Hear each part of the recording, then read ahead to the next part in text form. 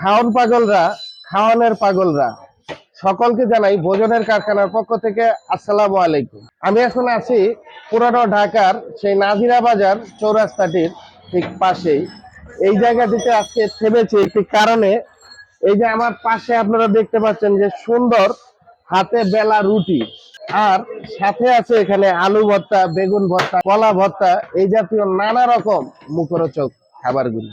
অল্প পয়সার বা অল্প বাজেটের ভোজন রসিকরা যারা আছেন, খাওন পাগলরা যারা আছেন, তারা কিন্তু অনায়াসেই ঢুকে যেতে পারেন এই আলম খান টি স্টল নামক এই দোকানটিতে। সকালের নাস্তার আয়োজন এখানে হয়।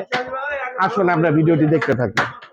বন্ধুরা, আপনারা দেখতে পাচ্ছেন যে এই জায়গাটিতে এই যে হাতে বানানো রুটি, এই দৃশ্যগুলি কিন্তু আমরা অন্য অন্য জায়গায় আমরা কিন্তু দেখতে পাই না।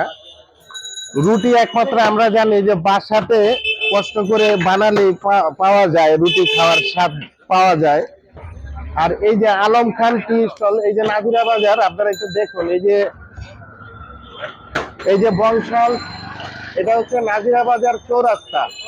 আর এই যে এই পাশে মামুনের বিরিয়ানি, খুশবু বিরিয়ানি, তারপরে মতি বিরিয়ানি, মানে এক কথা পুরানো ঢাকার ঐতিহ্যবাহী সকল বিরিয়ানির দোকানগুলির পাশেই কিন্তু এই যে আলম খান টি স্টল। তোমার নাম কি ছোট ভাই? তোফাজ্জল হোসেন। এখানে কিরকম আটা রুটি চলে প্রতিদিন? 20 কেজি সকালবেলা, না রাতে চলে নাকি? রাতেও চলে। সকাল আর রাতে মিলে 40 কেজি।